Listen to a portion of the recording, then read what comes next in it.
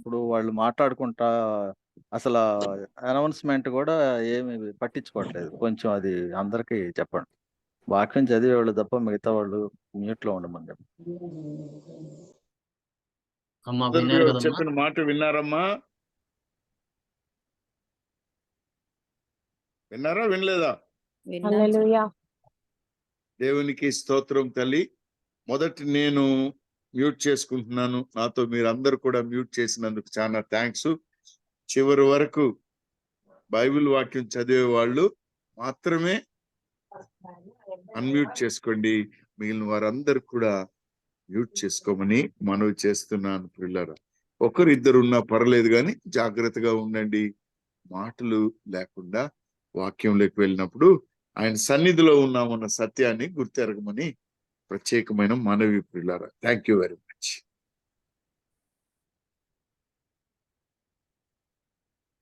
మనము వాక్యంలోకి వెళ్ళక ముందు స్త్రీలకు ఒక చిన్న, మీరు ప్రార్థన చేసేటప్పుడు గాని ప్రవచించేటప్పుడు గాని మీ తలని మీరు కప్పుకుంటున్నారా లేదా అనేది ఒకసారి గ్రహించండి. కప్పుకుంటున్నారు అందరూ? కప్పుకుంటున్నాం బ్రదర్. ఏది ప్రవచించేటప్పుడు కూడా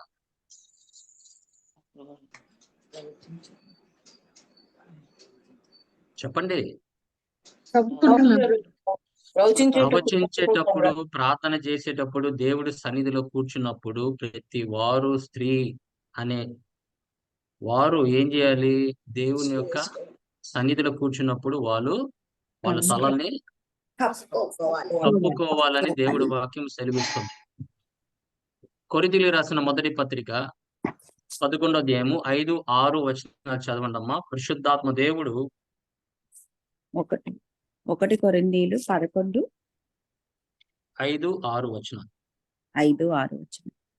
ఏ స్త్రీ ముసుగు వేసుకొనక ప్రార్థన చేయునో లేక ప్రవచించునో ఆ స్త్రీ తన తలను అవమానపరచును, ఏలయనగా అది ఆమెను క్షౌరము చేయబడినట్టుగానే ఉండును. చూసారా దేవుని సంగమా? మనం గనక దేవుడి మాటకి లోబడకపోతే ఏమవుతుందంటే నువ్వు చేసిన ప్రార్థన కూడా ఆలకించబడదు. ఎందుకంటే తన వాక్కుకి నువ్వు లోబడినప్పుడు ఆ యొక్క తలని నువ్వు ఏం చేయాలి? కప్పుకున్నప్పుడు ఆయన వాక్య ప్రకారంగా నువ్వు ప్రార్థన చేసినప్పుడు గాని లేకపోతే ప్రవచించినప్పుడు గాని ఆ ప్రవచనలు నెరవేర్చబడతాయి. లేకపోతే ఏమవుతుందంటే అది గాల్లో కలిసిపోతుంది. అందులో శక్తి ఉండదు. నువ్వు ఎంత ప్రార్థన చేసినా, నువ్వు ఎంత తల కప్పకుండా నువ్వు ప్రార్థన చేసినా, లేకపోతే నువ్వు ప్రవచించినా అది వ్యర్థమే. ఎందుకంటే దేవుడు మాటకు లోబడిన వాడు దేవుడి బిడ్డ ఎలా అవుతాడు? అంటే ప్రతి మాటకి మనం లోబడేవారుగా ఉండాలి. మనము ఎప్పుడైనా గమనించండి, వాక్యానికి మనం ఎప్పుడు అడ్డపడకూడదు.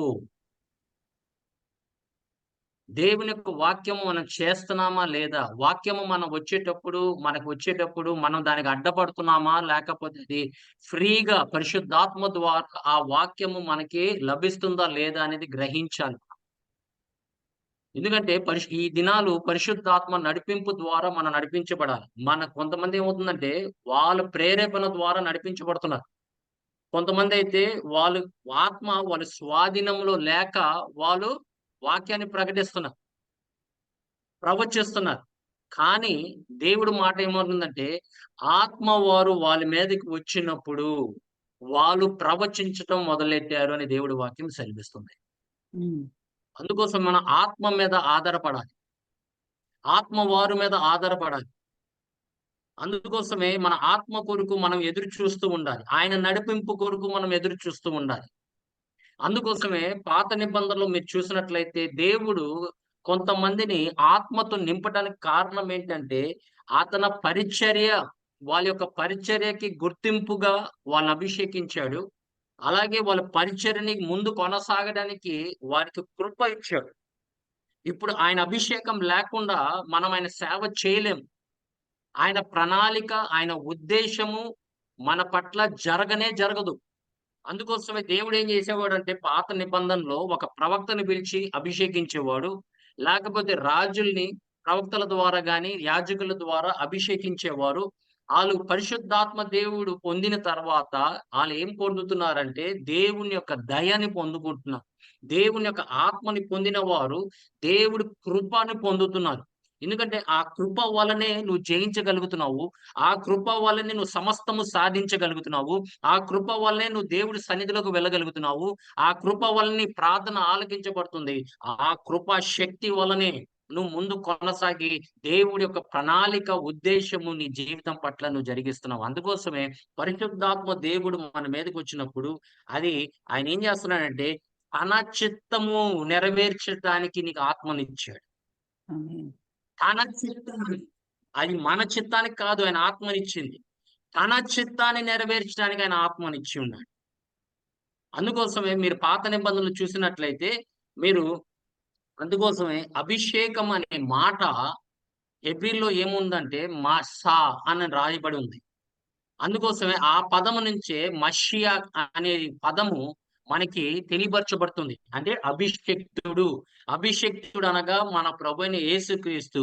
క్రీస్తు అనే వాక్కు ఆయన ఏమయ్యాడంటే శరీరధారి అయిన తర్వాత దేవుడు ఏం చేశాడంటే ఆయనని ఆత్మతో నింపి ఆయన అభిషిక్తుడిగా ఆయన నింపిన తర్వాత ఇప్పుడు పరిశుద్ధాత్మ దేవుడు ఆయన మీద ఉన్న ఆత్మ ఇప్పుడు ఏం చేశాడంటే మన అందరికి ఇవ్వాలి అనేది ఆయన ఆశిస్తున్నాడు. అందుకోసమే ఒక చిన్న ఉదాహరణ పాత నిబంధనలు కనపడుతుంది. మోషే మీద ఉన్న ఆత్మ 70 మంది మీదకి ఎలా వచ్చిందో అలాగే ప్రభు మీద ఆత్మ మన సంఘం మీదకి అందరి మీద కుమ్మరించబడుతుంది. కానీ ఆ దినాల్లో అలా ఉండేది కాదు దేవుని సంఘమా. ఆ దినాల్లో ఎలాగుండేదంటే దేవుడు కొంతమందికే ఆయన ఆత్మనిచ్చేవాడు. ఆయన ప్రణాళిక ఉద్దేశము జరిగించడానికి ఆయన ఆత్మనిచ్చేవాడు. అందుకోసమే ఆయన రాజుల్ని వాళ్ళు ఏం చేసేవాడు సమూయేలు రాసిన గ్రంథము 10వ అధ్యాయము 1వ వచనంలో చూడమ్మా ఒకసారి. 1 సమూయేలు 10వ అధ్యాయం 10వ అధ్యాయం వర్షం. ఫస్ట్ అప్పుడు సమూయేలు తైలపు బుడ్డి పట్టుకుని సౌలు తల మీద తైలము పోసి అతని ముద్దు పెట్టుకుని యెహోవా నిన్ను అభిషేకించి తన స్వాస్థ్యము మీద అధిపతిగా నియమించి ఉన్నాడు అని చెప్పి ఇలా హల్లెలూయా. చాలమ్మా. అప్పుడు దేవుడు ఏం చేశాడంటే సమూయేలుని పంపించి ఆయన సౌలుని నూనె పోసి ఆ పోయటమే పరిశుద్ధాత్మ అభిషేకపు. అదే పోర్ అవుట్ అనేది ఇంగ్లీష్ లో ఉంటుంది. మషియా అంటే టు పోర్ అవుట్. అంటే ఏం చేస్తున్నాడంటే దేవుడు ఒక వ్యక్తిని మీద ఆయన ఆత్మని పంపిస్తున్నాడు. ఆయన ఆత్మతో అభిషేకం ఇస్తున్నాడంటే ఆ ఆత్మ తోడై ఉండి దేవుడి యొక్క ప్రణాళిక ఉద్దేశము జరిగించడానికి ఆయన ఆత్మని ఇచ్చి ఉన్నాడు. ఎందుకంటే తన సొంత బలముతో ఆయన పరిపాలించలేడు కాబట్టి, తన సొంత ఆలోచనతో పరిపాలించకూడదు కాబట్టి, దేవుడి యొక్క ఉద్దేశముతో ఆయన పరిపాలించాలి కాబట్టి, దేవుడు ఏది కోరుతున్నాడో ఆయన ద్వారా అదే చేయాలి కాబట్టి, ఆయన ఏం చేస్తున్నాడంటే తన ఆత్మ రాజుకిచ్చి ఆయన నడిపిస్తున్నాడు. ఎందుకంటే దేవుడి యొక్క ప్రణాళిక, ఉద్దేశము ఆ బిడ్డ పట్ల జరిగించాలని దేవుడు ఆశిస్తున్నాడు. అలాగే దావీదును కూడా మీరు గమనించినట్లయితే సమూయేలు రాసిన మొదటి సమూయేలు 16వ అధ్యాయం 12, 13 వచనాలు చూడండి. 16వ అధ్యాయం 12, 13. అతడు వాని పిలువనంపించి లోపలికి తోడుకొని వచ్చెను. అతడు ఎర్రని వాడును చక్కని నేత్రములు గలవాడును చూచుటకు సుందరమైన వాడునై ఉండెను. అతడు రాగానే నేను కోరుకున్నవాడు ఇతడే, నీవు లేచి వానిని అభిషేకించుమని యెహోవా సెలవీయగా సమూయేలు తైలపు కొమ్మును తీసి వాని సహోదరుల ఎదుట వానికి అభిషేకము చేసెను. నాట నుండి యెహోవా ఆత్మ దావీదు మీదికి బలముగా వచ్చెను.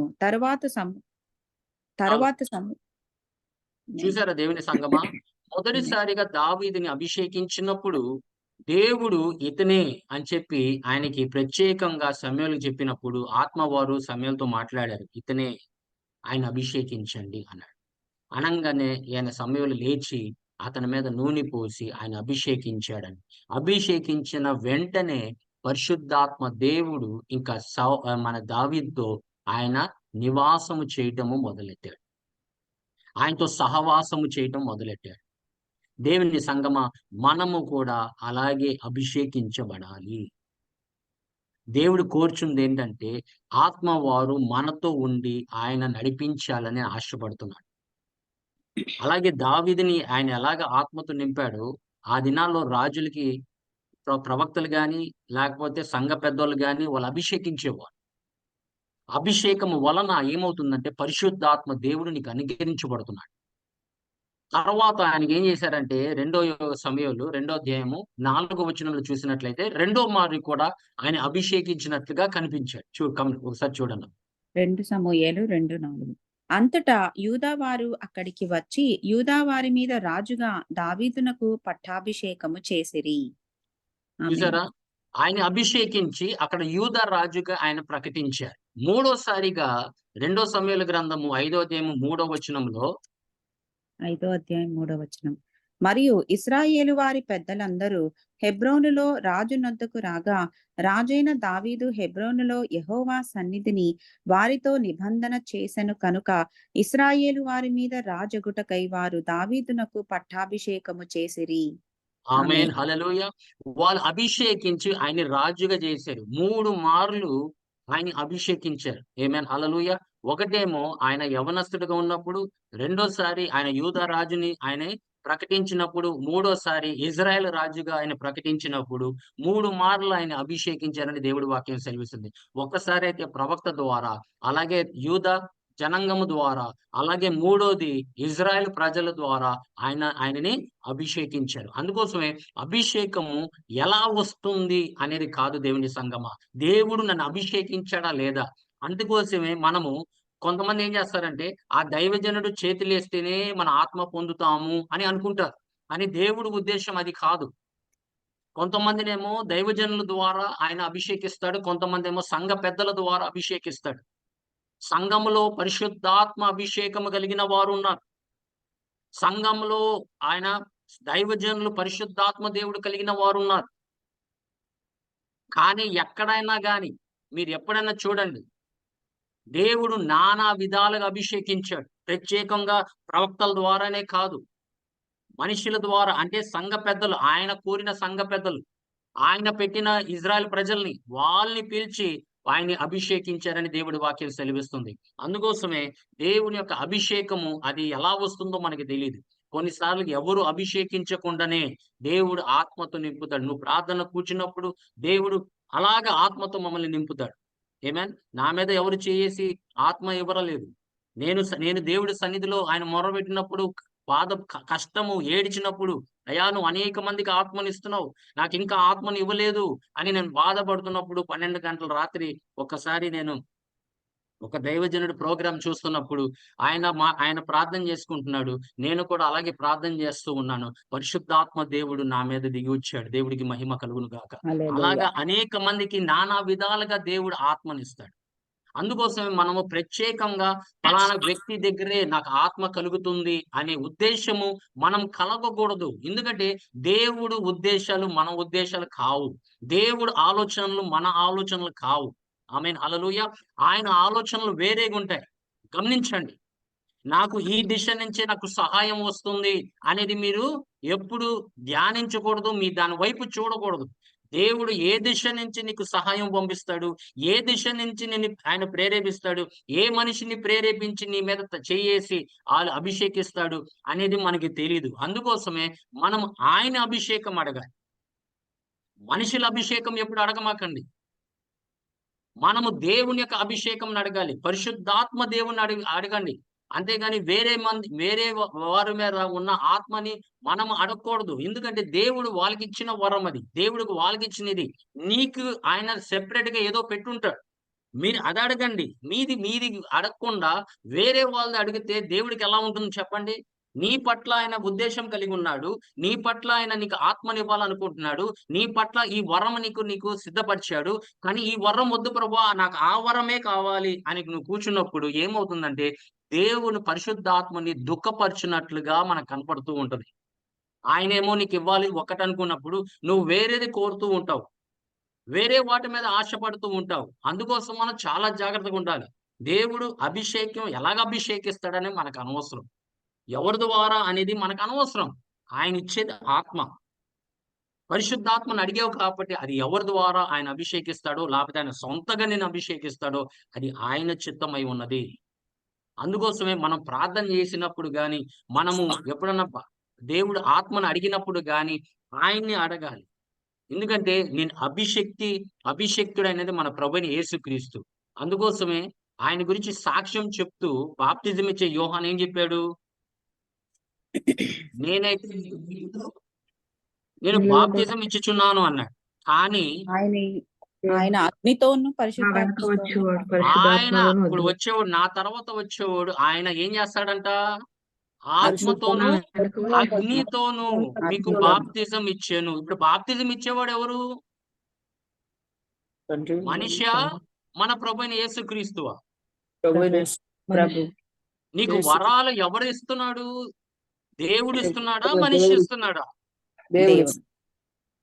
అది మనిషి ద్వారా నీకు చేయేసి ఇవ్వచ్చేమో, కానీ ఇచ్చేది మటుకు దేవుడే. అందుకోసమే మనము ఆయన వైపే చూస్తూ ఉండాలి. మన దృష్టి ఆయన మీద ఉండాలి. ఆయన ఎప్పుడు ఆత్మని కుమ్మరిస్తాడో మనకి తెలియదు. అందుకోసమే దావీదు ఏం చేశాడంటే, ఆయన ఆత్మ చూడమ్మా సమూయేలు గ్రంథము 10వ అధ్యాయము 6వ వచనము, నీకు ఆత్మను ఇవ్వటానికి కారణం ఏంటంటే, నీ మీద ఆత్మ వచ్చినప్పుడు నువ్వు ఒక యెహోవా. నూతన మనిషిగా మార్చబడుతున్నావు. ఆమేన్. చదవండి. యెహోవా ఆత్మ నీ మీదికి బలముగా దిగివచ్చును.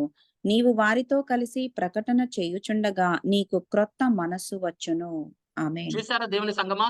దేవుడు నీకు ఆత్మని ఇవ్వటానికి కారణం ఏంటంటే, నీకొక నూతన మనసు, నీకొక నూతన హృదయము, నీకొక నూతన జీవము. అది పునరుద్ధాన జీవము. ఎందుకంటే ఏ ఆత్మ మన ప్రభువైన యేసుక్రీస్తుని మరణం నుంచి లేపాడో ఆ పునరుద్ధాన శక్తి ద్వారా అదే ఆత్మ నీకు ఇచ్చి ఉన్నాడు.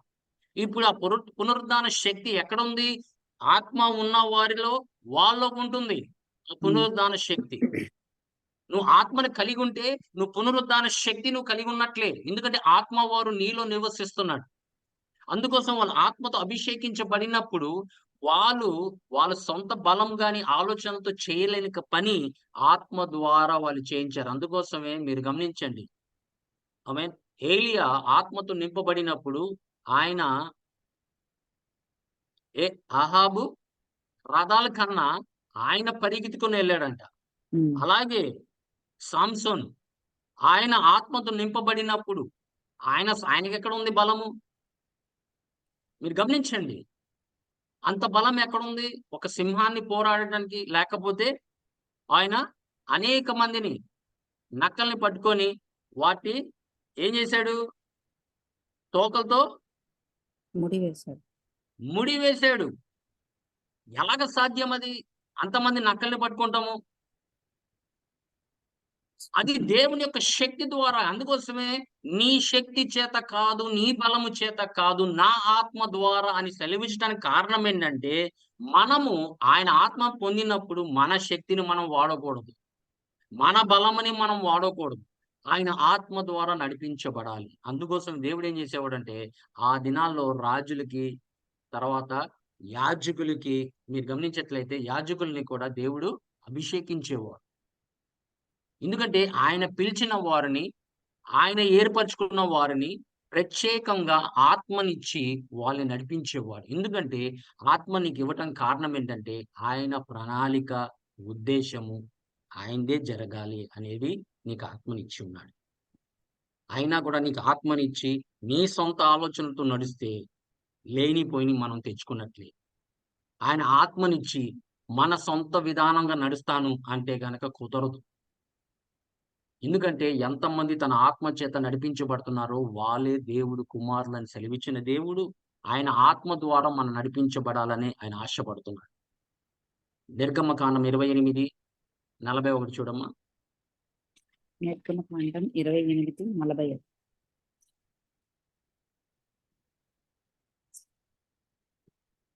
నీవు నీ సహోదరుడైన అహరోనుకును అతని కుమారులకును వాటిని తొడిగింపవలెను.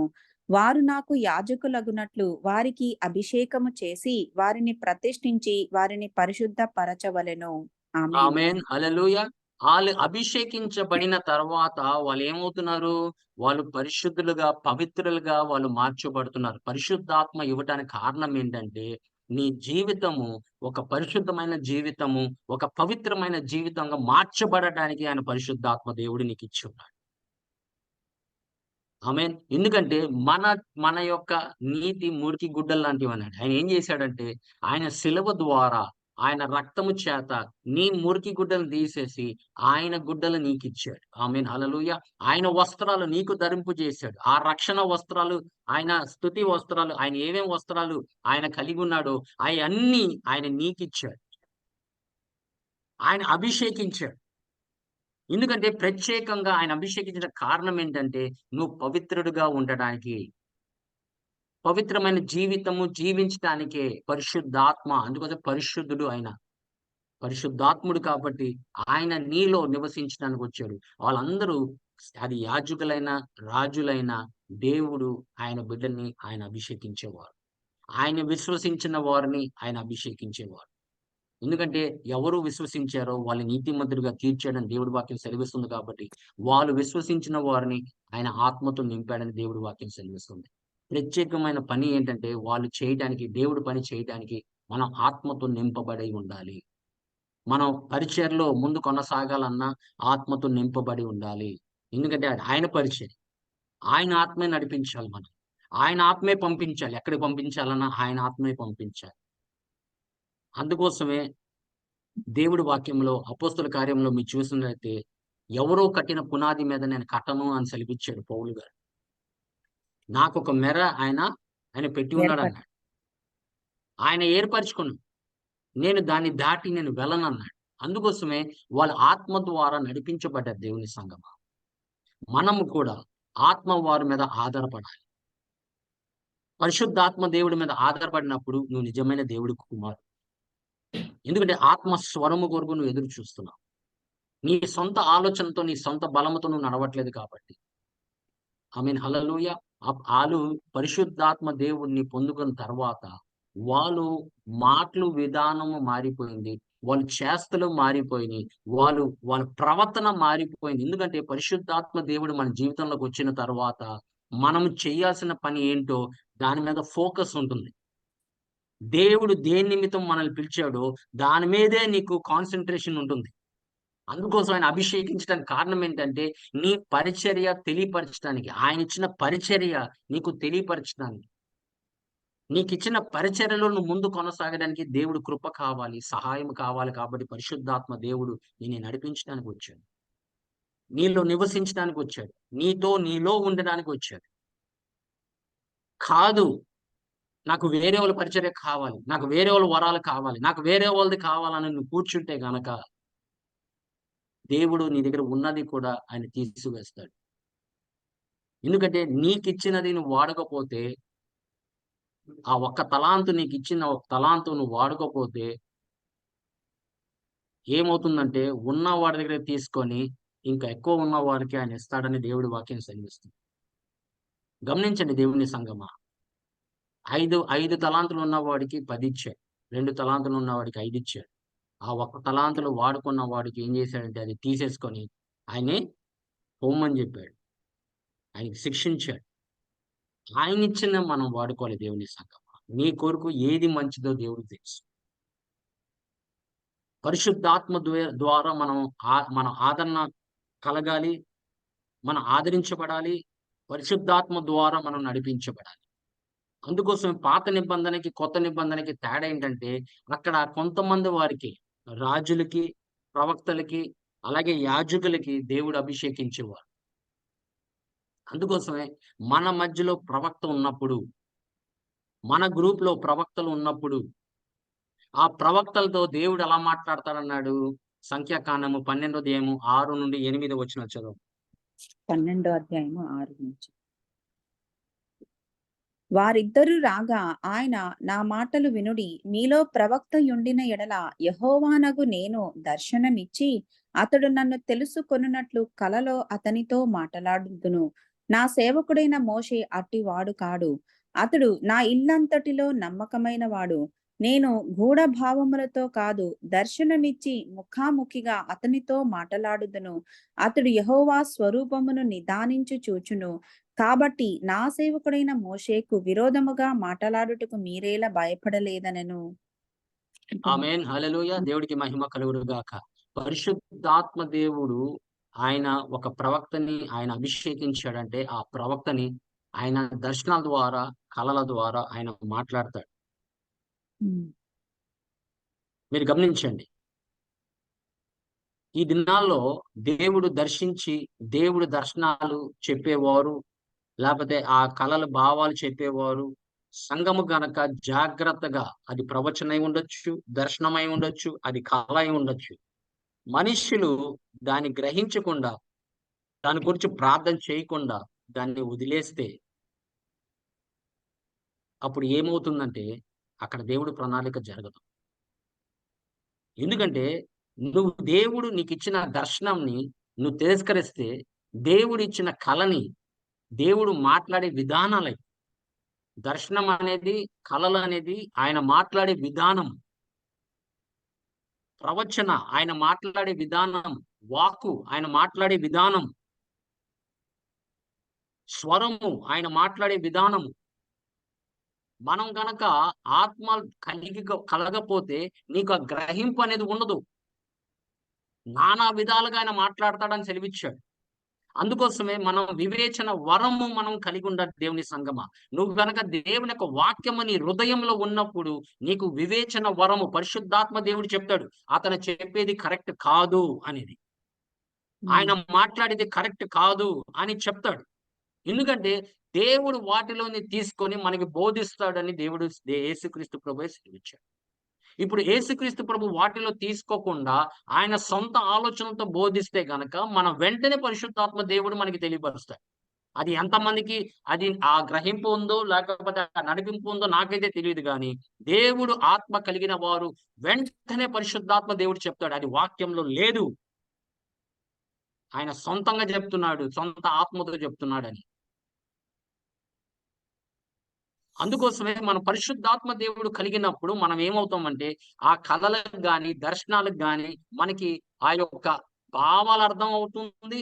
అలాగే ఆ దేవుడు మాట్లాడుతున్నాడు లేదా కూడా మనకి గ్రహింపు అనేది ఉంటుంది. ఎందుకంటే దేవుడు ఆయన వాక్యంలోనే తీసుకొని మనకి బోధిస్తాడని దేవుడి వాక్యం సెలవిస్తుంది. అందుకోసమే ప్రవక్తల్ని ఆయన అభిషేకించినప్పుడు, ఆమేన్, హల్లెలూయా, ఆ ప్రవక్తలు ఏం చేస్తున్నారంటే దేవుడి యొక్క మాటల్ని వాళ్ళు ప్రకటిస్తున్నారు. అందుకోసం మనం చాలా జాగ్రత్తగా, amen, believe in God and you shall be established, believe in his prophets and you shall prosper అని ఎందుకన్నాడంటే దేవుడు నమ్మటం వలన నువ్వు స్థిరపరచబడుతున్నావు. ఆయన ప్రవక్తల మాటలు వినటం వలన నీకేమవుతుంది, నీకేం కలుగుతుందమ్మా? తెలుగులో చూస్తున్నాను. ఆయన ప్రవక్తలను అంతటా వారు ఉదయమునే లేచి తెకోవా అరణ్యమునకు పోయిరి. వారు పోవుచుండగా యెహోషాపాతు నిలువబడి, యూదావారులారా, యెరూషలేము కాపురస్తులారా, నా మాట వినుడి. నీ దేవుడైన యెహోవాను నమ్ముకునుడి, అప్పుడు మీరు స్థిరపరచబడుదురు. ఆయన ప్రవక్తలను నమ్ముకునుడి, అప్పుడు మీరు కృతజ్ఞతలగుదురని చెప్పాను. Amen, hallelujah. If you want to be prosperous, believe in the prophets. ఎందుకంటే దేవుని యొక్క వాక్యాన్ని వాళ్ళు నీకు తీసుకొచ్చి బోధిస్తున్నారు, వాక్యాన్ని నీకు ఇస్తున్నారు. దేవుడు వాళ్ళ దర్శనంలో ద్వారా మాట్లాడింది నీకు తెలియపరుస్తున్నారు. నువ్వు దాన్ని తిరస్కరిస్తే నువ్వు దేవుని తిరస్కరించినట్లు మనిషిని కాదు. ఆ వాక్కుని ఆ యొక్క విజన్ గాని, ఆ యొక్క డ్రీమ్ గాని, లేకపోతే ఆ యొక్క ప్రాఫెసీ గాని నువ్వు తిరస్కరిస్తే నువ్వు ఎవరిని తిరస్కరిస్తున్నావు? ఆ చెప్పిన మనిషినా? ఆ దర్శనం కలిగిన మనిషినా? కాదు, ఆ దర్శనం ఇచ్చిన దేవుణ్ణి, ఆ కళ ఇచ్చిన దేవుణ్ణి, ఆ వాక్కు ఇచ్చిన దేవుణ్ణి నువ్వు తిరస్కరిస్తున్నావు. ఆయన మాట నువ్వు తిరస్కరిస్తున్నావు. అందుకోసం ఆయన ఏం చెప్పాడు సమయంతో, అయ్యా వాళ్ళు రాజుగా నిన్ని కాదు తిరస్కరించింది, వాళ్ళు నన్ను తిరస్కరించారయ్యా ఈ జనాలు అని చెప్పి ఆయన చెప్పాడు. చెప్పలేదు? దేవుని సంఘం, ఆ పరిశుద్ధాత్మ దేవుడు మనల్ని నడిపించేటప్పుడు మనం చాలా జాగ్రత్తగా ఉండాలి. అది ఎవరు స్వరము మాట్లాడుతున్నాడు? పరిశుద్ధాత్మ స్వరమా లేకపోతే మనిషి స్వరమా, లేకపోతే వేరే వాడి స్వరమా? అపవాది కూడా లేఖనములు మాట్లాడుతాడు ఉంటాడు. కానీ అది గ్రహింపే శక్తి నీకు ఆత్మ వారిస్తారు. అందుకోసమే పాత నిబంధనలో ఎలా ఉండేది పరిశుద్ధాత్మ దేవుడు అనుభవము, నూతన నిబంధనకు వచ్చేసరికి ఆయన పరిశుద్ధాత్మ అనుభవం అనేది ఎలా ఉంటుందనేది మనం ఈ దినాన మనం తెలుసుకుంటున్నాం. అక్కడైతే కొంతమంది మీదే, ప్రవక్తల మీద, యాజకుల మీద, రాజుల మీద దేవుడు అభిషేకించేవాడు. ఎందుకంటే తన ప్రణాళిక, తన ఉద్దేశము ఆయన పట్ల, వాళ్ళ పట్ల ఆయన జరిగిస్తున్నాడు కాబట్టి, అది ఆయన చిత్త ప్రకారంగా జరిగిస్తున్నాడు కాబట్టి, ఆయన ఏం చేస్తున్నాడంటే వాళ్ళని అభిషేకించారు. కానీ కొత్త నిబంధనకు వచ్చేసరికి అలా కాదు. నూతన నిబంధనకు వచ్చేసరికి అలాగ లేదు దేవుని సంగమం. ఇక్కడ భేదాలు లేవు. స్త్రీ అనేది లేదు. పురుషుడు అనేది లేడు. గ్రీకు, యూద అనేది లేదు. ఇక్కడ అందరినీ ఆయన ఆత్మతో కుమ్మరిస్తున్నాడు. ఆయన Amen. నీతిమంతుడిని ఎవరిని తీర్చాడో వాళ్ళందరికీ ఆత్మని అనుగ్రహిస్తున్నాడు. దేవుడికి మహిమ కలుగును గాక. ఆమేన్, హల్లెలూయా. తన రక్తం చేత కడగబడిన ప్రతి బిడ్డని ఆయన ఏం చేస్తున్నాడంటే తన ఆత్మనిచ్చి ఆయన నడిపిస్తున్నాడు. అందుకోసం లూకా సువార్త 4:18-19 వచనాల్లో మీరు చూసినట్లయితే 4వ అధ్యాయం 18-19. ప్రభువు ఆత్మ నా మీద ఉన్నది, బీదలకు సువార్త ప్రకటించుటకై ఆయన నన్ను అభిషేకించెను. చెరలోనున్న వారికి విడుదలను, గ్రుడ్డి వారికి చూపును కలుగునని ప్రకటించుటకును, నలిగిన వారిని విడిపించుటకును, ప్రభువు హితవత్సరము ప్రకటించుటకును ఆయన నన్ను పంపియున్నాడు అని వ్రాయబడి. ఆమేన్, హల్లెలూయా. మీరు గమనించండి, దేని నిమిత్తము ఆమేన్. పంపించబడ్డాడు, దేని నిమిత్తం ఆయన అభిషేకించబడ్డాడు అని చెప్తున్నాడు. దీని నిమిత్తము అంటున్నాడు. దేని కొరకు? ఆయన యెహోవా, ప్రభు అయిన యెహోవా ఆత్మ ఆయన మీద ఉండడానికి కారణం ఏంటంటే, ప్రభు అయిన ఆత్మ నీ మీద ఉన్నప్పుడు చెరసాల్లో ఉన్న వారిని విడిపించడానికి. గమనించండి, గుడ్డి వారికి చూపు ఇవ్వటానికి, లేఖనముల ద్వారా, ఆ వెలుగు ద్వారా గుడ్డి వారిని ఏం చేస్తున్నాడంటే ఆయన అంటే వాక్యంలో చూసినప్పుడు వాళ్ళు సత్యాన్ని గ్రహించి ఆ సత్యంలో నడిపించినప్పుడు ఆ సత్యమే వాళ్ళకి విడుదల కలిగిస్తుందని దేవుడి వాక్యం సెలవిస్తుంది. కాబట్టి పరిశుద్ధాత్మ అభిషేకం కలిగిన వారు వాళ్ళు ఏమవుతున్నారంటే దేవుడు ఆత్మ ఎక్కడ ఉంటుందో అక్కడ స్వతంత్రము ఉంటుంది అన్నాడు. దేవుడు ఆత్మ నీ మీద ఉండడానికి కారణం ఏంటంటే నిన్ను ఒక స్వతంత్రుడుగా, దేవుని బిడ్డగా నువ్వు నడిపించబడాలి.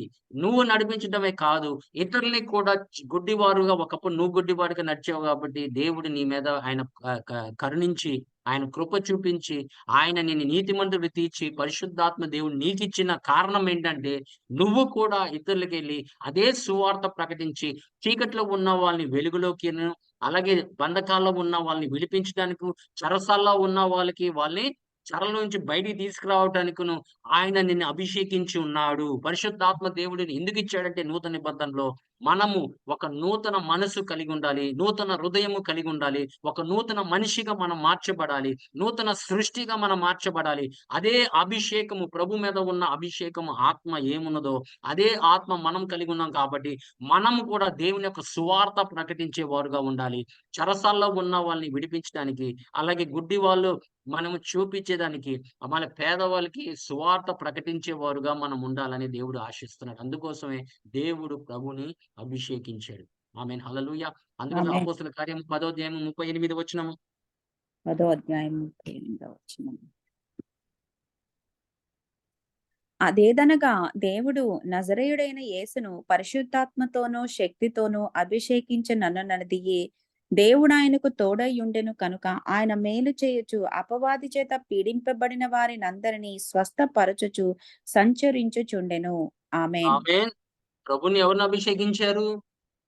దేవుడు దేవుడు అభిషేకించాడు. దేవుడు ఆయన అభిషేకించాడు కాబట్టి ఆయన అభిషేక్తుడయ్యాడు. ఇప్పుడు ఆయన మీద ఉన్న ఆత్మ ఆయన తన సంఘానికి ఇవ్వాలని కోరుచున్నాడు. అందుకోసమే మొదటిగానే ప్రవక్తల ద్వారా ఆయన ప్రవచించాడు. యావేలు 2వ అధ్యాయము 28వ వచనం ప్రకారంగా 2:28. తరువాత నేను సర్వజనుల మీద నా ఆత్మను కుమ్మరింతును, మీ కుమారులను మీ కుమార్తెలను ప్రవచనములు చెప్పుదురు, మీ ముసలివారు కలలు కందురు, మీ యవ్వనులు దర్శనములు చూతురు. ఆ ఆమేన్, దినముల హల్లెలూయా. మీరు గమనించండి, పరిశుద్ధాత్మ దేవుడు వచ్చినప్పుడు ఈ సూచనలు కనబడతాయి. ఏ సూచనలు? మీ కుమారులు, మీ కుమార్తెలు ప్రవచిస్తారు అని చెప్పాడు. ఇప్పుడు ప్రవచన వరము ఎవరి ద్వారా సాధ్యం అది? ఆత్మ ద్వారా సాధ్యం. ఆత్మ నీ మీదకు వచ్చినప్పుడు నువ్వు ప్రవచించడం మొదలెడతావు. మీ ముసలివారు కలలు కందురు అన్నాడు. మీ యవనస్తులు ఏం దర్శనములు చేస్తారు? చూతురు. వాళ్ళు దర్శనము చూతురు అన్నాడు. దేవుడికి మహిమ కలుగును గాక. అందుకోసమే ఈ చివరి దినాల్లో దేవుడు ఏంటంటే నానా విధాలుగా మాట్లాడే విధానాలు ప్రవచన ద్వారా ఆయన మాట్లాడుతున్నాడు. ఎందుకంటే సంఘముని హెచ్చరించాలంటే ఆయన మాట్లాడాలి. సంఘంని ఓదార్చాలన్నా ఆయన మాట్లాడాలి. సంఘానికి అభివృద్ధి చెందాలన్నా ఆయన మాట్లాడాలి. సంఘానికి క్షేమాభివృద్ధి కలగాలన్నా ఆయన మాట్లాడాలి. సంఘం ఆయనది. అందుకోసమే సంఘము పరిశుద్ధాత్మ దేవుడి మీద ఆధారపడాలి. సంఘము ఆత్మ స్వరము మీద ఆధారపడాలి. మనం ఆ స్వరము మీద ఆధారపడినట్లయితే నువ్వు ఎప్పటికీ తప్పులు చేయవు. తప్పుడు మార్గాల్లో నన్ను నడవు. ఒకవేళ నడిచిన పరిశుద్ధాత్మ దేవుడు నీకు గద్దిస్తాడు, నీకు తెలియపరుస్తాడు. అదే నీకు ఆదరణకర్త నీకు లేకపోతే ఏంటి? ఎవరు నిన్ను నడిపించేది? ఎవరు నీకు చెప్పేది? మంచి చెడులు చెప్పేది ఎవరు? సంగమా ఒక్కసారి గ్రహించండి.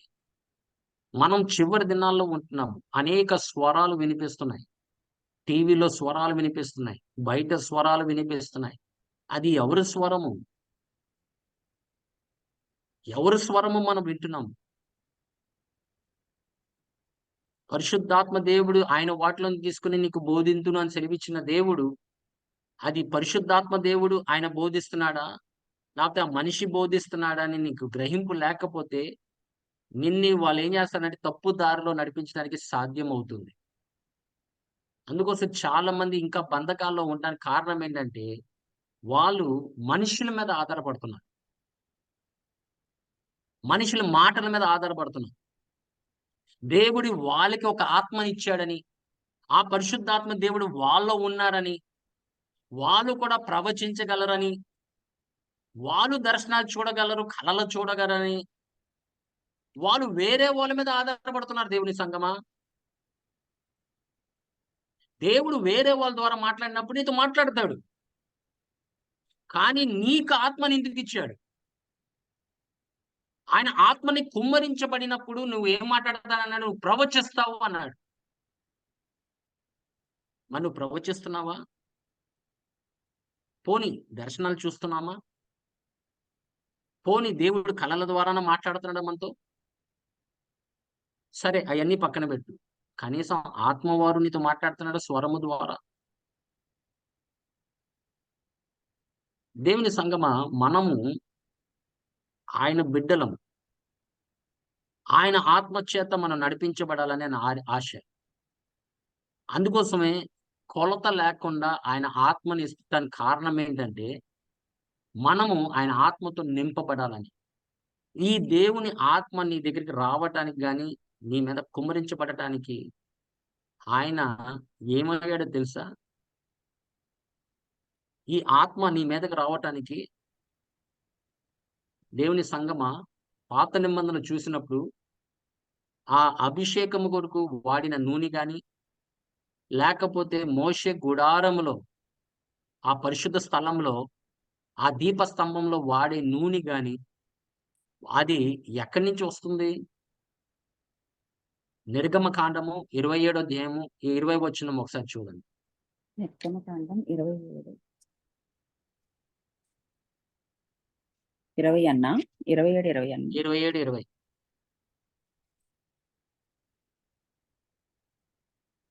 మరియు దీపము నిత్యము వెలిగించున్నట్లు ప్రదీపమునకు దంచి తీసిన అచ్చము ఒలీవల నూనె తేవలెనని ఇశ్రాయేలీయులకు ఆజ్ఞాపించుము. ఆమేన్. ఆమేన్, హల్లెలూయా. దీపము నిత్యంగా వెలిగించబడాలంటే దంచి తీసిన అచ్చమైన ఒలీవ ఒలీవల నూనె. నూనెతోనే అది వెలిగింపబడాలి అన్నాడు. మన ప్రభు అయిన యేసుక్రీస్తువే ఆ ఒలీవ. లేవియ కాండము 24 అధ్యాయము 2వ వచనం ఒకసారి చూడండి. 24 అని 24:2. దీపము నిత్యము వెలుగుచుండునట్లు ప్రదీపము కొరకు దంచి తీసిన అచ్చమైన ఒలీవ నూనెను తేవలెనని ఇశ్రాయేలీయులకు ఆజ్ఞాపించుము. ఆమేన్. ఆమె ఆ ఒలివని వీళ్ళు ఏం చేసేవారు? దంచి నలగ కొట్టబడి దాంట్లో వచ్చిన నూనెని పట్టి ఆ నూనెని ఏం చేశారు? దాన్ని ఆయన పరిశుద్ధ స్థలంలో తీసుకెళ్లి ఆ యొక్క దీపమును దీపముని వెలిగించేవారు అని దేవుడి వాక్యం సెలవిస్తుంది. ఒకవేళ రాజుల్ని అభిషేకించాలన్నా అదే నూనె వాడేవారు.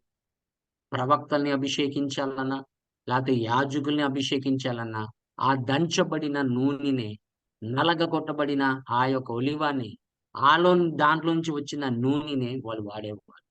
అలాగే దేవుని సంగమా, మన ప్రభు అయిన యేసుక్రీస్తు యెషయా గ్రంథము 53:10 ప్రకారంగా ఆయన అతన్ని నలుగు కట్టుటకు యెహోవాకు ఇష్టమాయెను అని దేవుడి వాక్యం సెలవిస్తుంది. ఆ అతని పరిశుద్ధాత్మ దేవుడు నీకు నాకు అనుగ్రహించబడడానికి మన ప్రభు అయిన యేసుక్రీస్తు నలగ కొట్టబడ్డాడు, దంచ కొట్టబడ్డాడు. ఆయన శరీరాన్ని దున్నారని దేవుడి వాక్యం సెలవిస్తుంది. దేవుని సంగమా, ఎందుకంటే ఆయనలో వచ్చిన పరిశుద్ధాత్మ దేవుడు ఆయన మన మీద ఉన్నాడు. ఆమేన్, హల్లెలూయా. ఆయన మీద ఉన్న పరిశుద్ధాత్మ దేవుడు నీకు ఇవ్వడానికి ఆయన నల్ల కొట్టబడ్డాడు. నీ పాపల నిమిత్తము, నీ దోషముల నిమిత్తము, నీ అపరాధముల నిమిత్తము ఆయన సిలువు ఆయన వేసుకొని నీ పాపాలన్నీ తన రక్తం చేత కడగబడి నువ్వు నీతిమంతుడిగా తీర్చబడినప్పుడు ఆయన నీకు ఇచ్చేది మొదటి వరం ఏంటంటే పరిశుద్ధాత్మ దేవుడి. ఆమేన్. మీరు గమనించారా? ఆయన్ని విశ్వసించంగానే నీకు ఇచ్చేది మొదటి గిఫ్ట్ ఏంటి? పోలీసు వరం ఏంటి ఆయన ఇచ్చేది? పరిశుద్ధ అపోస్తుల కార్యము 2వ అధ్యాయము 38, 39 చదవమ్మా. 2వ అధ్యాయం 38.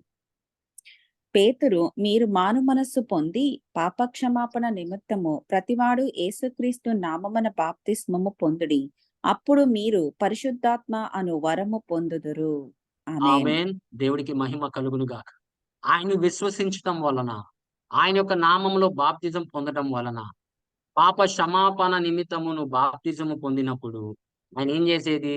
మొదటిగా నీకు ఇచ్చే వరం ఏంటంటే పరిశుద్ధాత్మ దేవుడు. ఈ నూతన జీవితము, ఈ నూతన సృష్టి నిన్ను మార్చిన తర్వాత నీకు మొదటి వరం ఆయన ఇచ్చేది ఏంటంటే పరిశుద్ధాత్మ దేవుడు.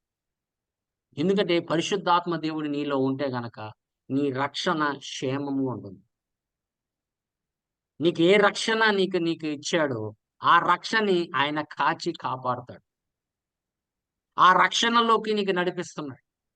దేవుని యొక్క భయముతోను వణుకుతోను పరిశుద్ధాత్మ దేవుడు నీకు తెలియపరుస్తున్నాడు. మనం ఎక్కడన్నా తప్పుడు అడుగులు వేసినా కూడా పరిశుద్ధాత్మ దేవుడి ద్వారానే. నువ్వు ఎన్నిసార్లు ఆయన దుఃఖపరుచుంటావు, ఎన్ని మార్లు మనం ఆయన్ని దుఃఖపరుచుంటాం. అయినా కూడా ఆయన సహించి భరించి మనతో ఉండి ఆయన ఇంకా మనల్ని నడిపిస్తున్నాడు. కేవలము దేవుడిచ్చిన రక్షణ ఆయన మనలో నుండి కాచి కాపాడుతున్నాడు. ఆమేన్. అందుకోసం మొదటిగా ఆయన నీకు ఇచ్చే వరం ఏంటంటే పరిశుద్ధాత్మ దేవుడు. నువ్వు మారు మనసు పొందంగానే బాప్తి ఆయన మాటకి లోబడి నువ్వు బాప్తిజం తీసుకోగానే నీకు మొదటి వరం ఇచ్చేది పరిశుద్ధాత్మ దేవుడు. ఎందుకంటే అది దేవుడిచ్చిన వాగ్దానం.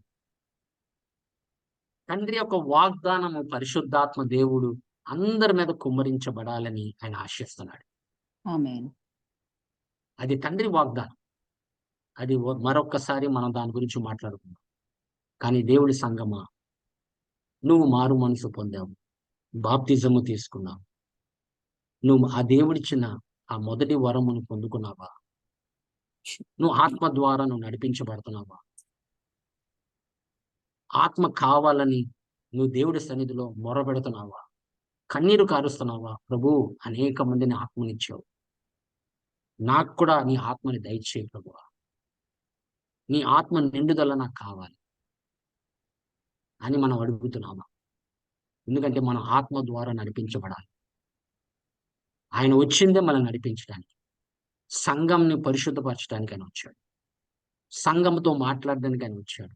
అందుకోసం అపోస్తుల కార్యం మీద ప్రకటన గ్రంథంలో అనేక మార్లు ఆత్మస్వరము చెవులు వినేవారు చెవులు గలవారు ఆత్మ చెప్పు సంగతులు వినుగా ఆత్మ చెప్పే సంగతులు వినుగా వినుగాక. వారు ఆమేన్. వినుగాక. ఆమేన్. మీకు చెవులున్నాయా? ఉన్నాయి. ఆ వినే చెవులున్నాయా? ఆ చెవులు సున్నితి కలిగి ఉందా? అయితే నువ్వు వింటావు. నీ హృదయం సున్నితి కలిగి ఉందా?